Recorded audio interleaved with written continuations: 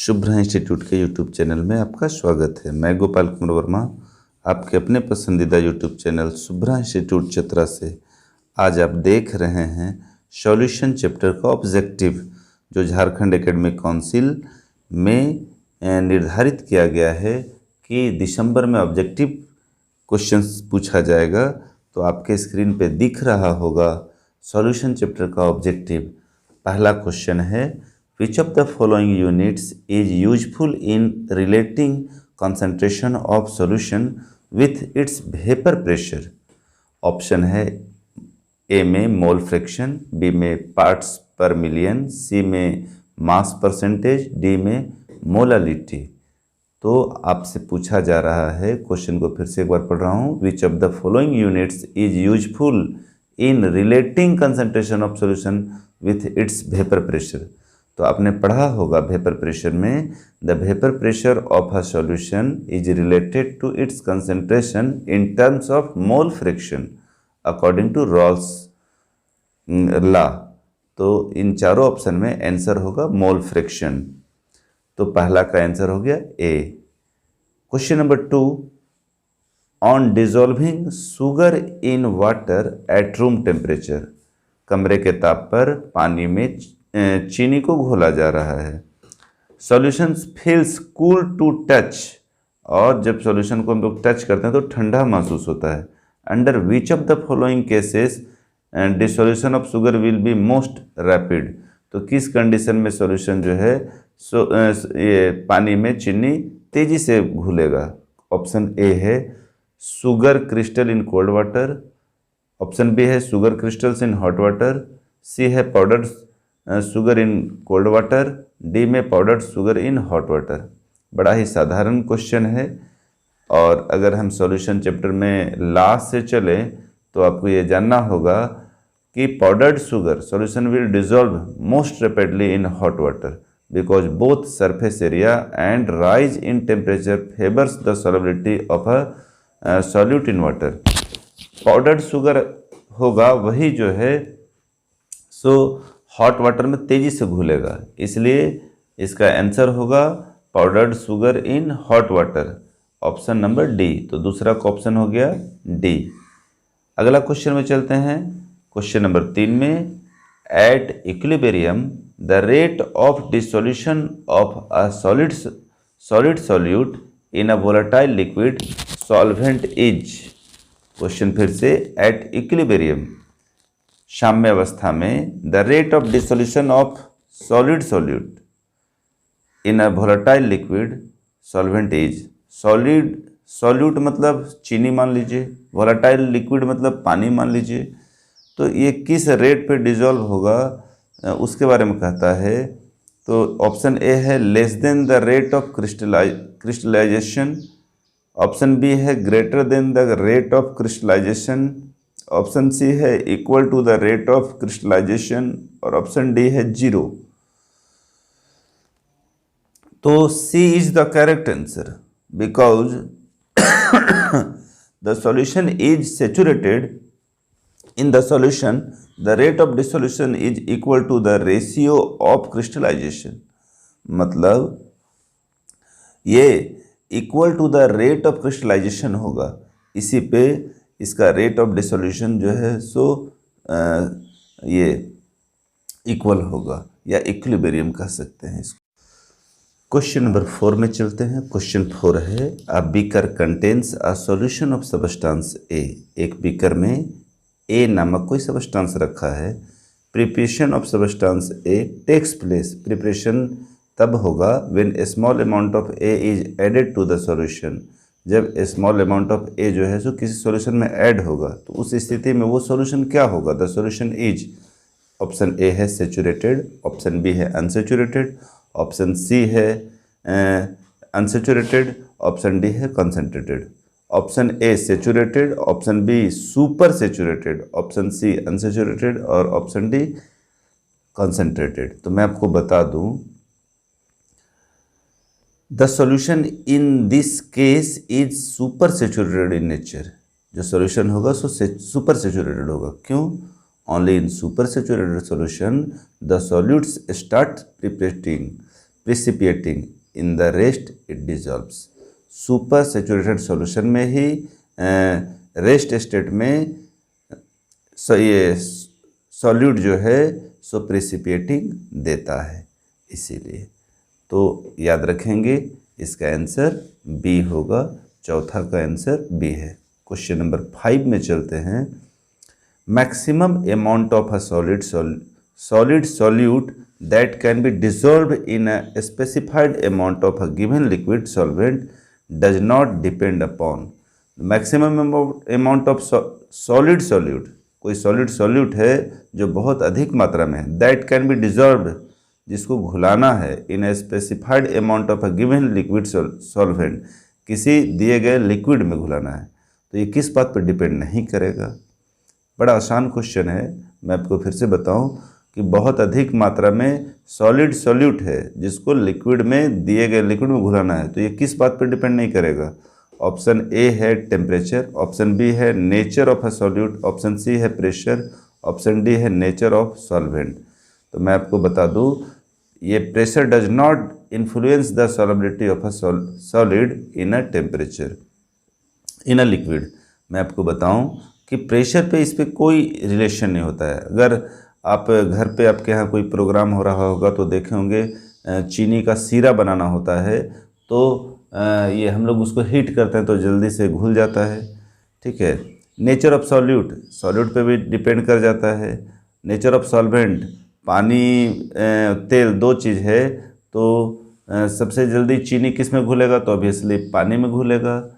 तो सॉल्यूट पे डिपेंड करता है, सॉल्वेंट पे डिपेंड करता है, और टेम्परेचर पर डिपेंड करता है, लेकिन प्रेशर पर डिपेंड नहीं करता है। इसलिए क्वेश्चन नंबर 5 का आंसर होगा option C, pressure. Question number 6 में चलते हैं।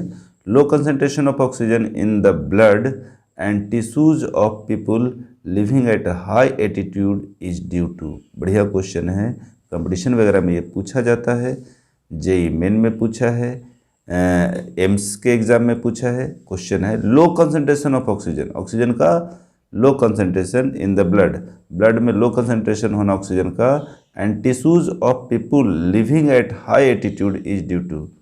और people living at high attitude, तो ये किसके कारण ऐसा हो सकता है। ऑप्शन ए है लो टेम्परेचर, ऑप्शन बी है low atmospheric pressure, option C है हाई एटमॉस्फेरिक प्रेशर, और ऑप्शन डी है both low temperature and high atmospheric pressure. तो 6 के लिए मैं आपको बता दूं कि B is the correct answer, low atmospheric pressure. अब क्यों, उसको समझते हैं। The solubility of oxygen in blood is influenced by the atmospheric pressure, क्योंकि हम लोग श्वास के रूप में जो ऑक्सीजन लेते हैं सो एटमॉस्फेयर से लेते हैं, और एटमॉस्फेरिक प्रेशर पे ही डिपेंड करेगा। अगर सॉल्यूशन के लॉ पे अगर बात करें तो according to Henry's law, body temperature of human beings is not influenced by attitude, ये एटीट्यूड पे डिपेंड नहीं करता है। तो आपको याद रखना होगा 6 का आंसर जो है सो बी होगा। मैं हर क्वेश्चन का आंसर विथ रीजन दे रहा हूँ, आप अगर ध्यान से इसको सुनेंगे तो आपकी कंपटीशन की भी तैयारी होगी इससे। क्वेश्चन नंबर 7 में चले। क्वेश्चन नंबर 7 है considering the formation, breaking and strength of hydrogen bond, predicate which of the following mixture will show a positive deviation from Raoult's law। कहता है consider the formation, breaking and strength of hydrogen bond, hydrogen bond का टूटना और उसकी मजबूती, predicate which of the following mixture will show a positive deviation from Raoult's law. तो Raoult's law के अनुसार कौन सा मिक्सचर है जो पॉजिटिव डेविएशन देता है। तो ऑप्शन ए है methanol and acetone, option B है chloroform and acetone, option C है nitric acid and water, option D है फिनॉल एंड एनिलीन। तो 7 का आंसर होगा मिथेनॉल।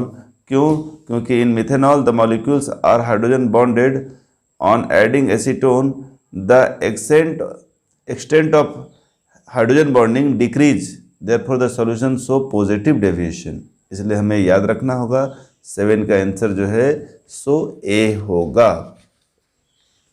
Methanol and acetone. इसी में हम लोग घुलाएंगे, ये दोनों मिक्स होगा तो हाइड्रोजन बॉन्ड भी क्या होगा, टूटेगा, और हाइड्रोजन बॉन्ड का स्ट्रेंथ भी हम लोगों को पता चलेगा। क्वेश्चन नंबर 8 में चलते हैं। कॉलिगेटिव प्रॉपर्टीज डिपेंड्स ऑन, कितना अच्छा टॉपिक है, इसको आप तुरंत वीडियो को आप रोक सकते हैं और अपने नोट्स कॉपी में निकाल के देख सकते हैं। कॉलिगेटिव प्रॉपर्टीज का डेफिनेशन उसमें आपको साफ साफ लिखाया गया है कि ये सिर्फ नंबर ऑफ सॉल्यूट पार्टिकल पर डिपेंड करता है। तो आइए पढ़ते हैं 4 ऑप्शन और देखते हैं कि ये किस में मैच कर रहा है। The nature of the solute particle dissolve in solution, nature पर डिपेंड करता है। ऑप्शन बी है the nature of solute particles in solution, number of solute particles in solution. Option C है physical properties of the solute participate in dissolving in a solution, और option D है nature of solvent particles. तो मैं आपको बता दूं ये 8 का जो है सो आंसर होगा बी। क्यों? क्योंकि नंबर ऑफ सॉल्यूट पार्टिकल्स पर डिपेंड करता है कॉलिगेटिव प्रॉपर्टीज। क्वेश्चन नंबर 9 में चले। विच of the following aqueous solution should have the highest boiling point. 9 number question competition के जैसा है, तो आपको याद रखना होगा कि इसका आंसर बी होगा। क्यों होगा? तो मैं आपको बता दूं, elevation in boiling point temperature is maximum for 1.0 m Na2SO4 solution since it makes available maximum ions in solution. इसलिए आपको याद रखना होगा कि 9 का जो ऑप्शन होगा सो बी होगा। नंबर 10 में चलते हैं। क्वेश्चन नंबर 10 और अच्छा क्वेश्चन है। The unit of ebullioscopic constant is. ये कंपटीशन के लायक क्वेश्चन है, +2 में तो नहीं पूछेगा, लेकिन बहुत अच्छा क्वेश्चन है। इबिलियोस्कोपिक कांस्टेंट का यूनिट क्या होता है? तो बहुत ज़्यादा घूमे नहीं, इसमें सीधे सीधे आप याद रखेंगे। ऑप्शन ए kg पर मोल और k पर मोलालिटी। क्वेश्चन नंबर 11 में चलते हैं। क्वेश्चन 11 है in comparison to a 0.0 m solution of glucose the depression in freezing point of a 0.01 m MgCl2 solution is. कह रहा है कि 0.01 m सॉल्यूशन ऑफ ग्लूकोज और 0.01 m MgCl2 सॉल्यूशन जो है तो क्या होगा इसके कंपेरिजन में। तो कहता है डिप्रेशन इन फ्रीजिंग पॉइंट दिया है इसका, तो ऑप्शन ए है आपका the same, about twice, about 3 times, अबाउट 6 टाइम्स। कह रहा है in comparison to a 0.01 m solution of glucose the depression in freezing point of 0.01 m MgCl2 solution is. क्या होगा? तो ऑब्वियसली आपको मैं पहले आंसर बताऊंगा, ये इसका आंसर बताऊंगा, उसके बाद ऑप्शन बताऊंगा। Glucose is a molecular solid while MgCl2 being ionic. Glucose जो है सो मॉलिकुलर है, लेकिन MgCl2 आयनिक है। Provides 0.0 m moles of ions per litre. It is thrice the number of ions providing by the glucose. तो ये 0.01 m देगा, तो ऑब्वियसली ग्लूकोज का 0.01 m है, तो कितना गुना हो गया? तो 3 गुना हो गया। तो 11 का आंसर हो गया सी, अबाउट 3 टाइम्स। क्वेश्चन नंबर 12 में चलते हैं।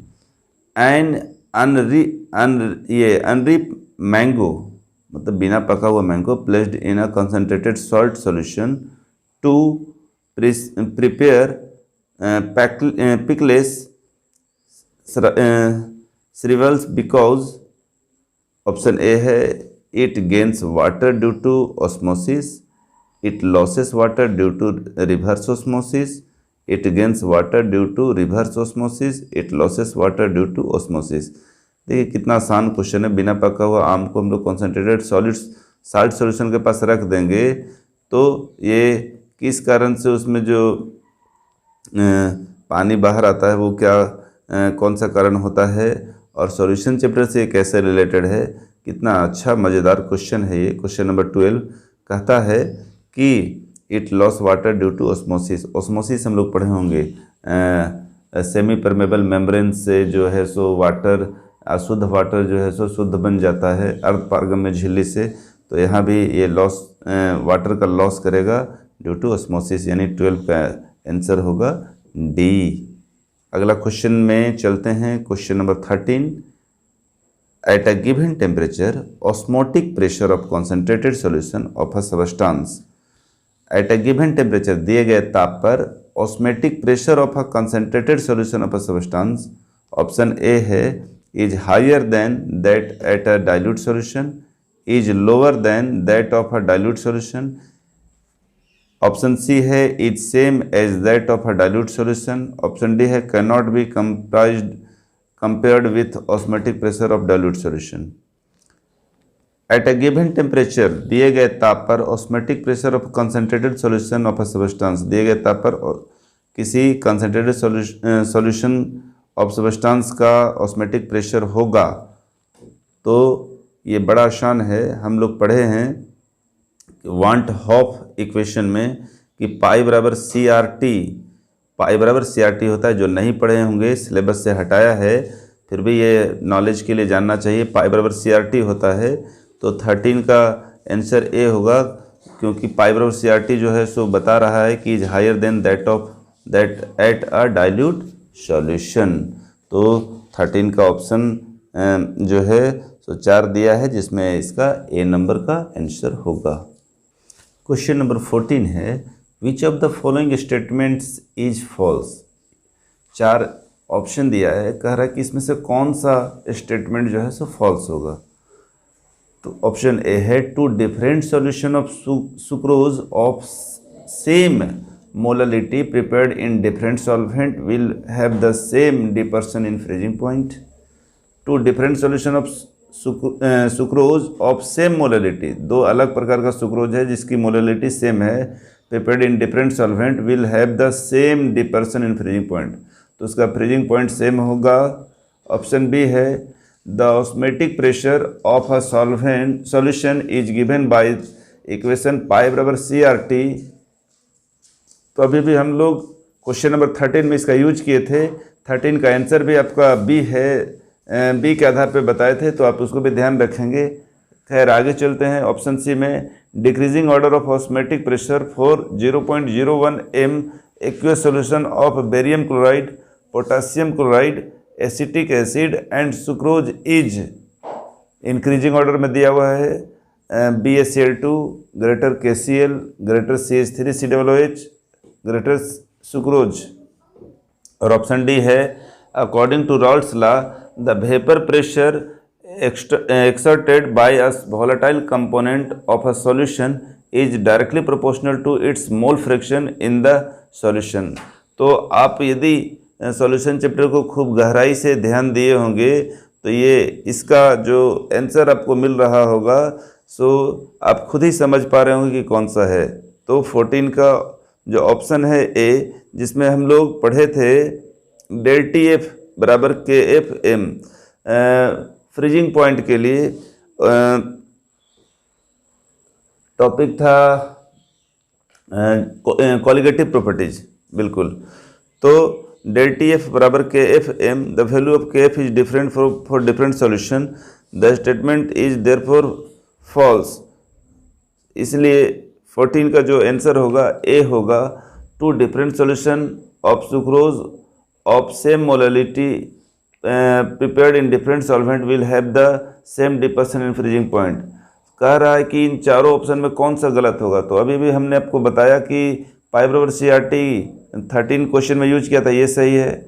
ऑप्शन सी भी बिल्कुल सही है, ऑप्शन डी भी बिल्कुल सही है। तो फॉल्स जो है सो 14 होगा, ये सेम मोललिटी पर प्रिपेयर्ड होगा तो इसका डिपर्सन ऑफ फ्रीजिंग पॉइंट कभी भी सेम नहीं होगा। जबकि ऑप्शन ए में दिया है will have the same depression in freezing point. आप ऑप्शन को एक बार अच्छे से पढ़ लेंगे, आपको पता चल जाएगा। क्वेश्चन नंबर 15 में चलते हैं। क्वेश्चन नंबर 15 बड़ा ही सिंपल है, कहता है the value of van't Hoff factor for KCl, NaCl and K2SO4 respectively are. तो 15 नंबर का बी आंसर होगा। 15 नंबर का बी क्यों? क्योंकि ये KCl, NaCl और K2SO4 ये दोनों सेम रेशियो का है और K2SO4 अलग।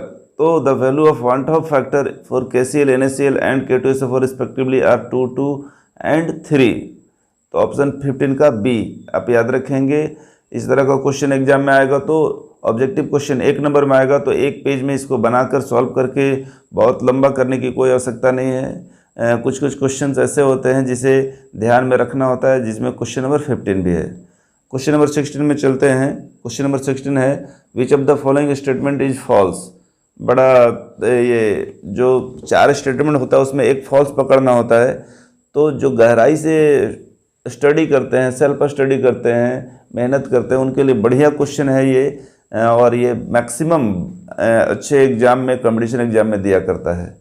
तो क्वेश्चन नंबर 16 का 4 ऑप्शन है जिसमें कह रहा है कि कौन सा फॉल्स है। ऑब्वियसली 3 ऑप्शन इसका सही होगा, एक गलत होगा, तो वही चुनना है हम लोगों को। ऑप्शन ए में है units of atmospheric pressure and osmotic pressure are the same. Units of atmospheric pressure का और ऑस्मोटिक प्रेशर का यूनिट सेम होगा, ऐसा ऑप्शन ए कह रहा है। ऑप्शन बी है in reverse osmosis solvent molecules move through a semi-permeable membranes from a region of lower concentration of solution to a region of higher concentration। लो से high concentration की ओर semi permeable membrane में reverse osmosis होता है, ऐसा option B कहता है। Option C कह रहा है the value of molar depression constant depends on nature of solvent. The value of molar depression constant जो है सो नेचर ऑफ सॉल्वेंट पे डिपेंड करता है। और ऑप्शन डी है relative lowering of vapour pressure is a dimensionless quantity. Relative lowering of vapour pressure है सो dimensionless quantity है। तो आप सोचिए कि 4 में से कौन सा ऑप्शन जो है सो सही है और कौन सा गलत, जबकि हम लोगों को सिर्फ चुनना है कि कौन सा फॉल्स है। तो आप देख रहे होंगे, मैं आपको स्पष्ट बता दूं, ऑप्शन डी में relative lowering of vapour pressure जो है सो डायमेंशनलेस कांस्टेंट है।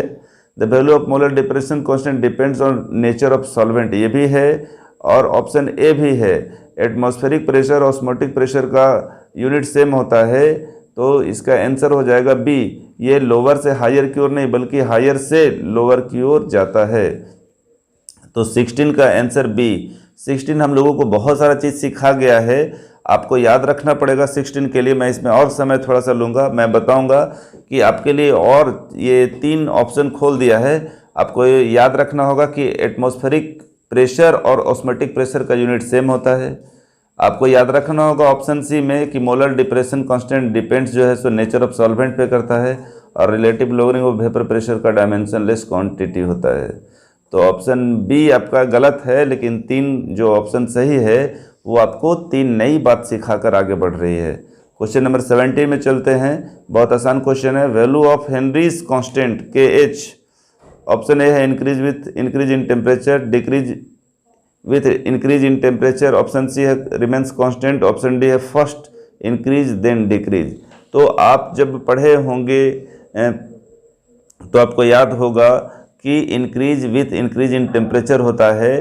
तो इसका ऑप्शन ए है 17 का हेनरीज कांस्टेंट के लिए increase with increase in temperature होगा। क्वेश्चन नंबर 18 में चलते हैं। सब हेनरी से रिलेटेड है। The value of Henry's constant KH is. पहले तो वैल्यू जो है सो डिपेंड किस पे किया, increase with increase in temperature. Question number 18 में कह रहा है the value of Henry's constant KH is, और क्या है, greater for gases with higher solubility. Option B है greater for gases with lower solubility. Option C है constant for all gases. Option D है not related to the solubility of gases.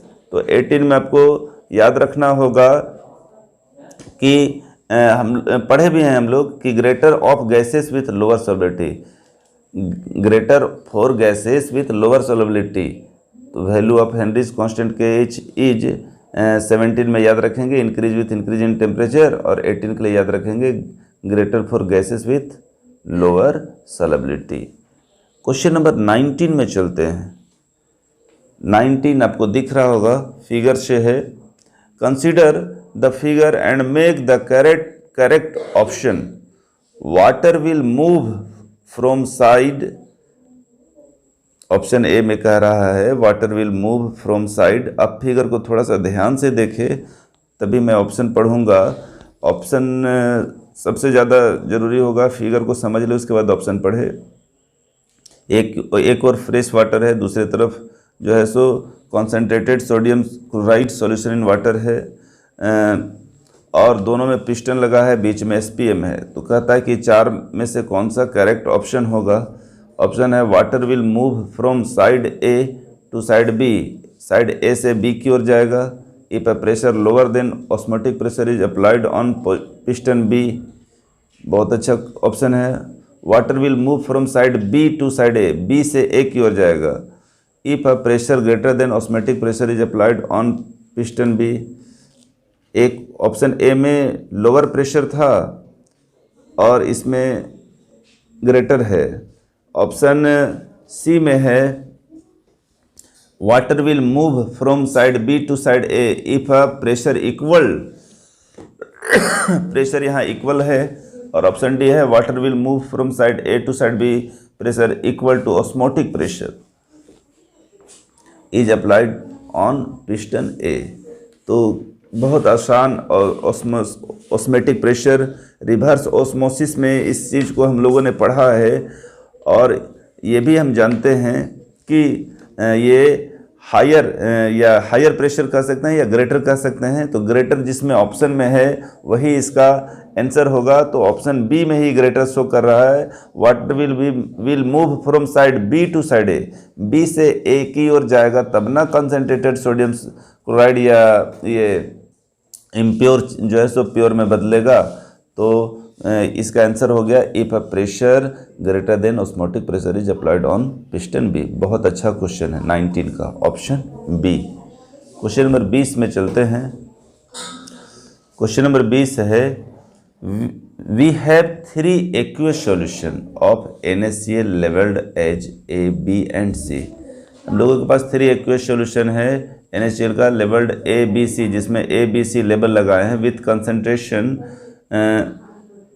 0.1 m, 0.01 m and 0.001 m respectively. The value of Wandt-Hoff factor for this solution will be in the order. तो कौन सा होगा?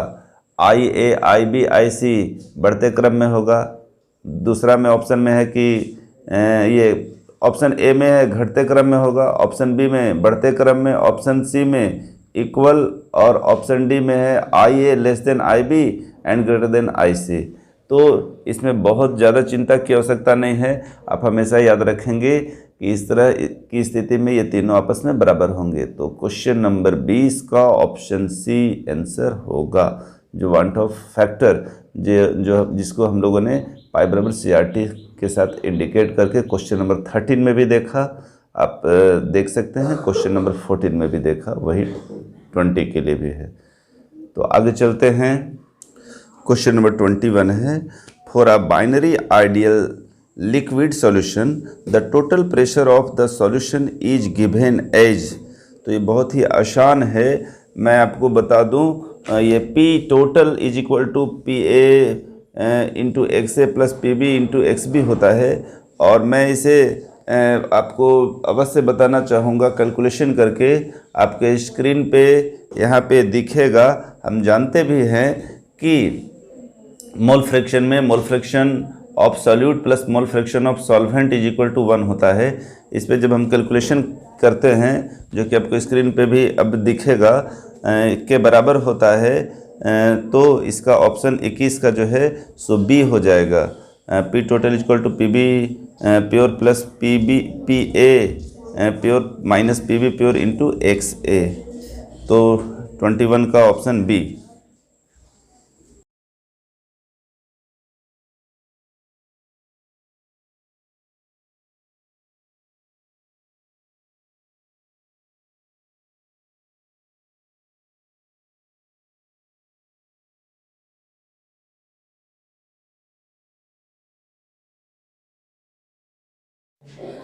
Question number 22 में चलता हूँ। The expression relating molality M and mole fraction of solute X2 in a solution is. तो आपको इसमें बहुत ज़्यादा फार्मूला में एक्सप्रेस करने की आवश्यकता नहीं है, सिर्फ और सिर्फ आपको याद रखना है, ये क्वेश्चन है कि the expression relating molality m और mole fraction x2 is given solution is जो है सो x2 equal to m into capital M1 by 1 plus m into M1 होता है। तो ये ऑप्शन मैच कर रहा है C से, तो 22 का आंसर जो है सो C होगा। क्वेश्चन नंबर 23 में चलते हैं। ये एक न्यूमेरिकल टाइप क्वेश्चन है जिसका सॉल्यूशन मैं आपको दूंगा। क्वेश्चन पहले बता दूं, an aqueous solution freeze at 0.093 degree centigrade, the elevation in boiling point for the same solution is K F दिया हुआ है 1.86 के पर एम एंड के बी दिया हुआ है 0.512 डिग्री के पर एम। तो 23 का जो है सो आंसर जो है सो डी होगा, जिसका सॉल्यूशन आपके स्क्रीन पर है, आप देख सकते हैं।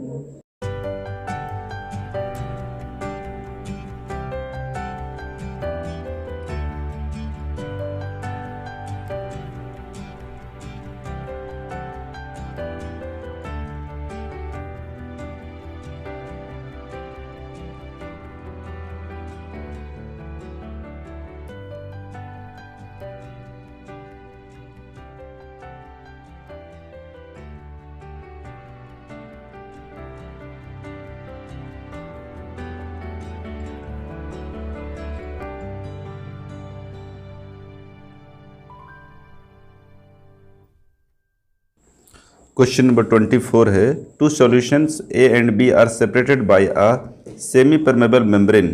मतलब दो सॉल्यूशन है जो ए और बी जो सेमी परमेबल मेम्ब्रेन के द्वारा सेपरेट है। If the solvent flows from A to B, और सॉल्वेंट जो है सो ए से बी की ओर फ्लो कर रहा है, तो कौन सा ऑप्शन इसके लिए सही होगा।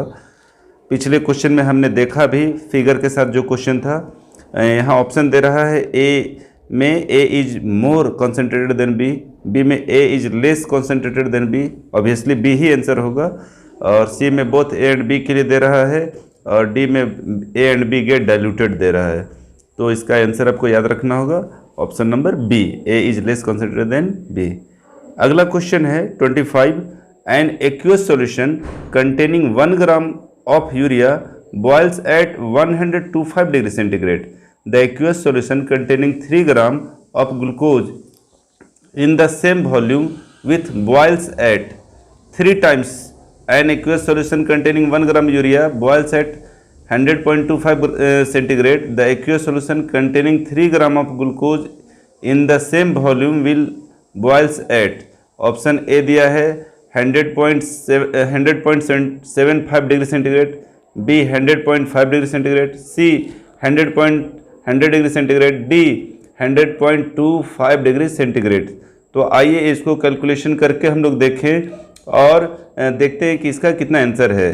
तो बहुत सारे थ्योरम्स को हम लोगों ने सॉल्यूशन चैप्टर में पढ़ा, उसी के आधार पर मैं इसे बनाऊंगा और सॉल्यूशन आपके स्क्रीन पे दिख रहा है। हम जानते हैं del T B equal to K B elevation in boiling point into 1000 into weight of B by weight of A into ये M B.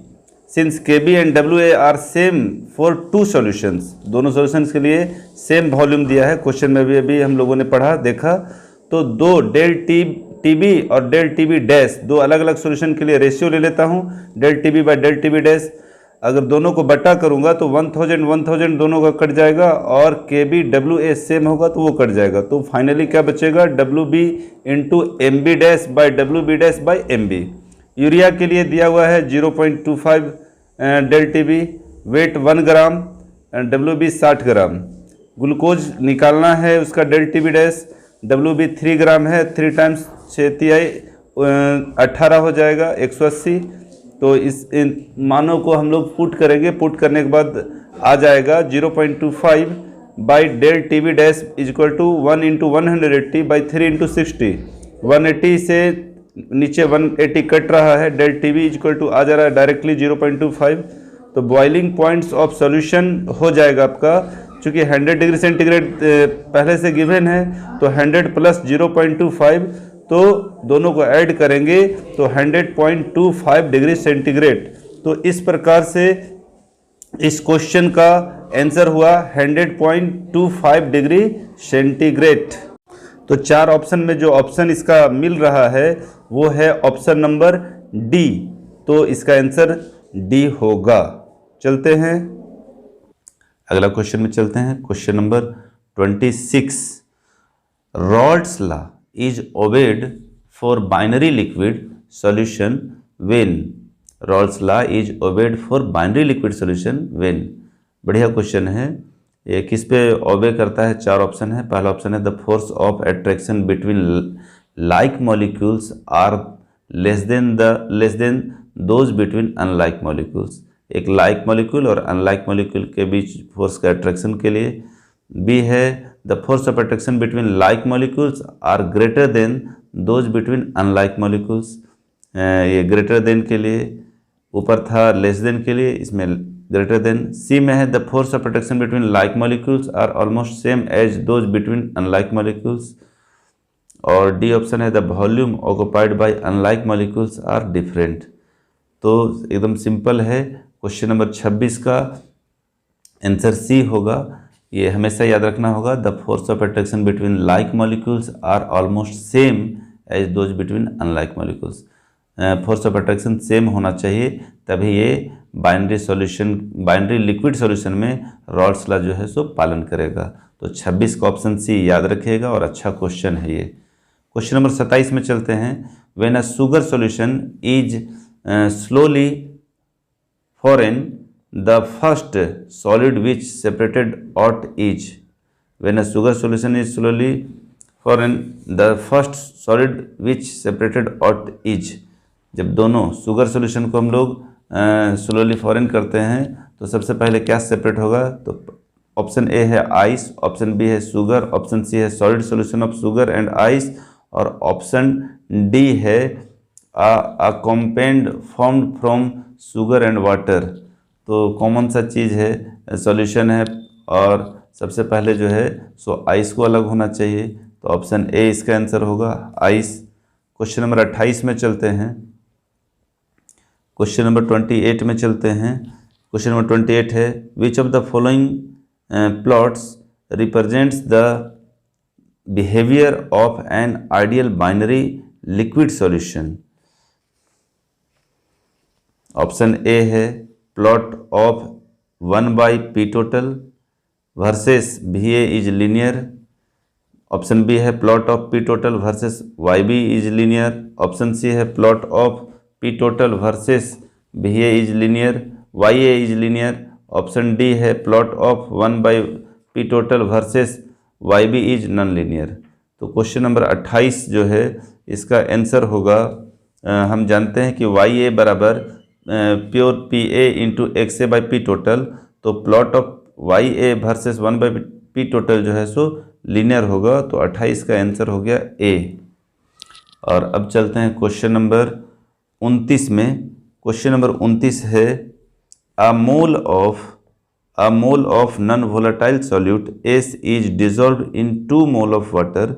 The vapour pressure of solution S relative to that of water is. तो बहुत ही आसान है, इसका solution मैं करके देता हूँ, आप स्क्रीन पे देख लें, और तभी हम लोग चारों ऑप्शन में टिक लगा पाएंगे। ऑप्शन ए में है 2/3, बी में है 1/3, सी में 3/2, ऑप्शन डी में 4/3। तो ये रहा आपके स्क्रीन पे इसका सॉल्यूशन, और इसका आंसर जो है सो 29 का ए होगा। तो सॉल्यूशन देखते हैं। क्वेश्चन नंबर 30 है van't Hoff factor I is given by expression. Option A है I is equal to normal molar mass by abnormal molar mass. Option B है abnormal molar mass by normal molar mass. Option C है observed colligative properties by calculated colligative properties. और option D है calculated colligative properties by observed colligative properties. तो आप लोग खुद इसको पढ़े होंगे। आप क्वेश्चन वांट ऑफ फैक्टर है तो इसके बराबर कितना होता है, आप वीडियो रोक कर भी आप देख सकते हैं अपने कॉपी से कि इसका आंसर कितना है। तो मैं आपको लिखाया हूँ और इसका आंसर जो है सो ए और सी दोनों है, ए और सी दोनों है। तो एग्ज़ाम में 4 ऑप्शन में दोनों ऑप्शन देने का रहेगा तो दोनों ऑप्शन देंगे। ऐसे मैक्सिमम एग्जाम में 4 ऑप्शन में एक ही ऑप्शन सही होता है, लेकिन यहाँ पे मैं आपको ये बताना चाह रहा हूँ कि 4 ऑप्शन में कोई भी ऑप्शन में 2 अगर मैच कर रहा आप कॉन्फिडेंस में, तो दोनों में से कोई भी टिक लगा देंगे तो आंसर सही माना जाएगा। अगला क्वेश्चन चलते हैं, क्वेश्चन नंबर 31 में isotonic solution must have the same, option A है सॉल्यूट, बी है डेंसिटी, ऑप्शन सी है elevation in boiling point, option D है डिप्रेशन इन फ्रीजिंग पॉइंट। तो 31 में समय बिना गवाए फिर आपको बता दूं कि ये भी उसी तरह का क्वेश्चन है। इसमें भी 2 ऑप्शन हैं जो सही हैं और वो ऑप्शन है सी और डी। तो सी का ऑप्शन है एलिवेशन इन बॉइलिंग पॉइंट और डी है डिप्रेशन इन फ्रीजिंग पॉइंट। तो आइसोटोनिक सॉल्यूशन जो है सो सेम होता है एलिवेशन इन बॉइलिंग पॉइंट का और डिप्रेशन इन फ्रीजिंग पॉइंट का। तो आपको हमेशा याद रखना होगा ये दोनों पॉइंट, और एग्जाम में कोई भी ऑप्शन होगा 4 ऑप्शन दिया रहेगा, दोनों ऑप्शन सही होगा तो आप एक में भी टिक लगाएंगे तो बिल्कुल सही होगा। चलते हैं क्वेश्चन नंबर 32 में, विच of the following binary mixture will have same composition in liquid and vapor phase, which of the following binary mixture, इसमें से कौन सा ऐसा बाइनरी मिक्सचर है जो ये हैव सेम होता है कंपोजिशन इन लिक्विड और वेपर फेज में। तो ऑप्शन ए है बेंजीन टॉल्विन, ऑप्शन बी है वाटर और नाइट्रिक एसिड, ऑप्शन सी है वाटर और इथेनॉल, ऑप्शन डी है normal hexane and normal heptane. तो क्वेश्चन नंबर 32 का भी आंसर आपका बी और सी है। तो बी वाटर और नाइट्रिक एसिड और वाटर ऑफ एंड इथेनॉल।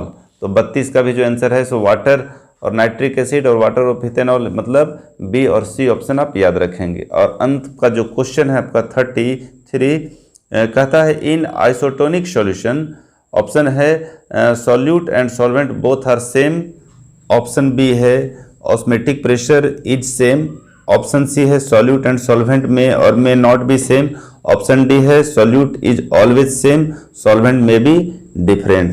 तो आपको फिर से बता दें कि इसका भी 2 ऑप्शन है बी और सी। बी में ऑस्मेटिक प्रेशर इज सेम और सी में सॉल्यूट एंड सॉल्वेंट में और मे नॉट बी सेम। ये सेम हो भी सकता है और नहीं भी। तो 33 का ऑप्शन बी और सी दोनों सही है। मैं अंत में कुछ क्वेश्चंस जिसका ऑप्शन 2 है इसलिए लिया कि बहुत विद्यार्थी एग्जाम में ऑप्शन में घबराते हैं और सोचते हैं कि क्या होगा, तो इसमें कॉन्फिडेंस के लिए। तो आज के लिए इतना ही, बहुत बहुत धन्यवाद।